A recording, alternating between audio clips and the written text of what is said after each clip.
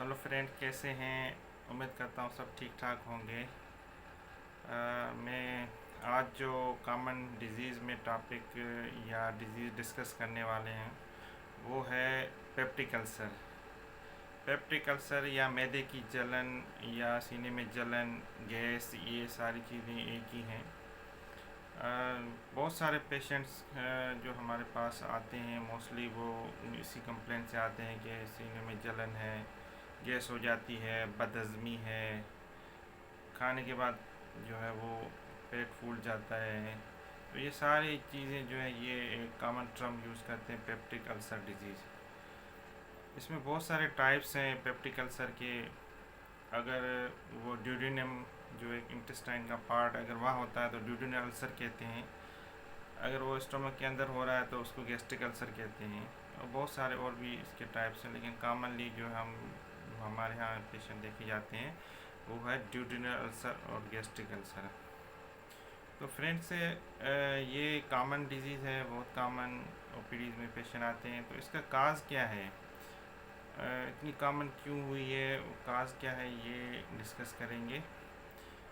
तो अभी जो इसमें मोस्ट कॉमन काज देखा गया है वो इन्फेक्शन है, जो एक बैक्टीरिया है वो करवाता है, जिसको हम हेलिकोबैक्टर पाइलोरी कहते हैं या एच पाइलोरी आप कह लें।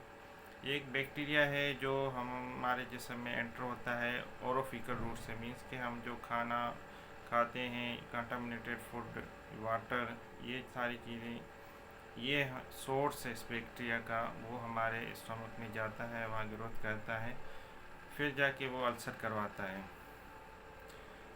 तो एक तो फर्स्ट काज ये है कि एच पाइलोरी इन्फेक्शन। बाकी कुछ और भी चीज़ें हैं जो ये हमारे अल्सर करवाने में, गैस करवाने में, मैदे की जलन करवाने में यूज़ होती हैं।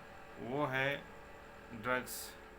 हम जो मेडिसिन लेते हैं, इवन जो है सिंपल मेडिसिन, पोनेस्टान 4, ब्रूफीन या डाइक्लोफेनिक सोडियम बोरिन, ये मैदे में जो है वो एसिड रिलीज करवाती हैं या इरोजन करवाती हैं मैदे में जाके। तो इससे भी जो पेप्टिक अल्सर डिजीज़ बढ़ती है या ये करवाती है। उसके बाद कभी कभी ऐसा भी होता है कि ये हेरिडेटरी होता है, मीन्स के फैमिली में आ रहा है, रन कर रहा है। और देखा गया है कि ब्लड ग्रुप ओ जो है उनमें बहुत कॉमन है पेप्टिक अल्सर डिजीज़। उसके अलावा और जो इसमें काज देखा गया है कि स्मोकिंग, जो पेशेंट स्मोकिंग करते हैं उसमें बहुत ज़्यादा होता है। अदर और भी काजेज़ हैं इसके, जैसे एक्सेसिव फास्ट फूड लेना, मसाले वाली चीज़ें खाना, या कभी कभी जो है वो पेशेंट रीनल फेलियर के पेशेंट है या लिवर फेलियर के पेशेंट है, उनमें भी पेप्टिक अल्सर डिजीज़ कॉमन होती है।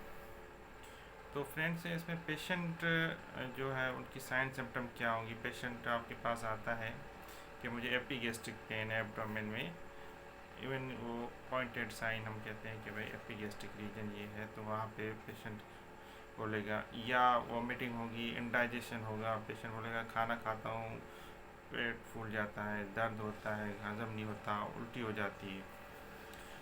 तो ये सारी सिम्टम्स पेप्टिक अल्सर डिजीज़ के हैं। तो इसको फिर हम डायग्नोज कैसे करते हैं, ठीक है। क्लिनिकली आपने तो पूछ लिया पेशेंट से, ठीक है, एपिगैस्ट्रिक पेन है, लेकिन क्लिनिकली तो उसके बाद इन्वेस्टिगेशन कौन सी करवाते हैं जिसके डायग्नोज हो जाए।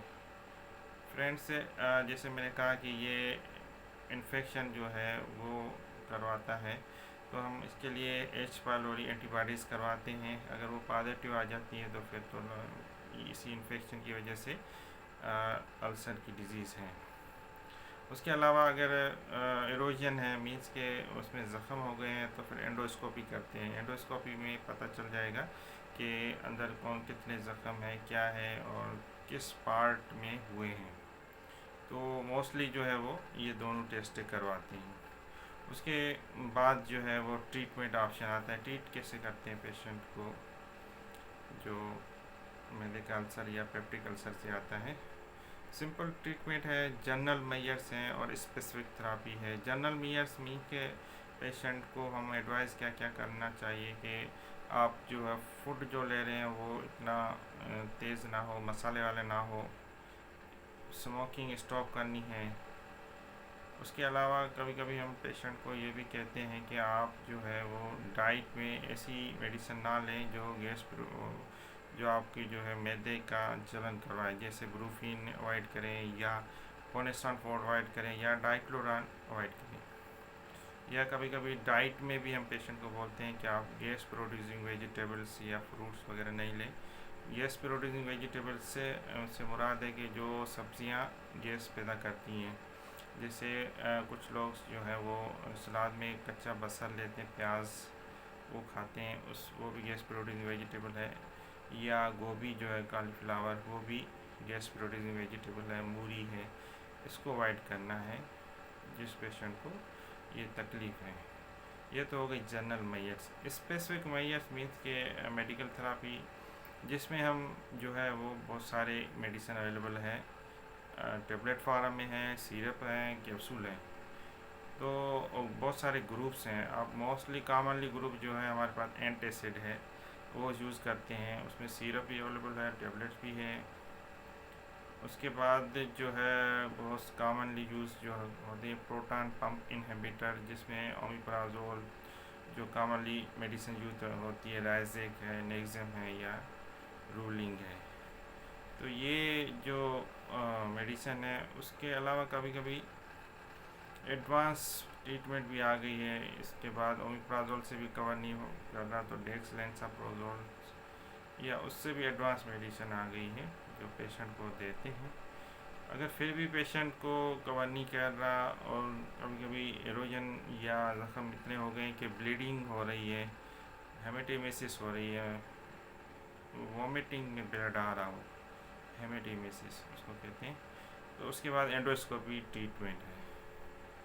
तो फ्रेंड्स ये बिल्कुल सिंपल वे में मैंने आपको एक्सप्लेन किया है पेप्टिक अल्सर। उम्मीद है वीडियो पसंद आई होगी। आप लाइक करें, शेयर करें। Thank you so much.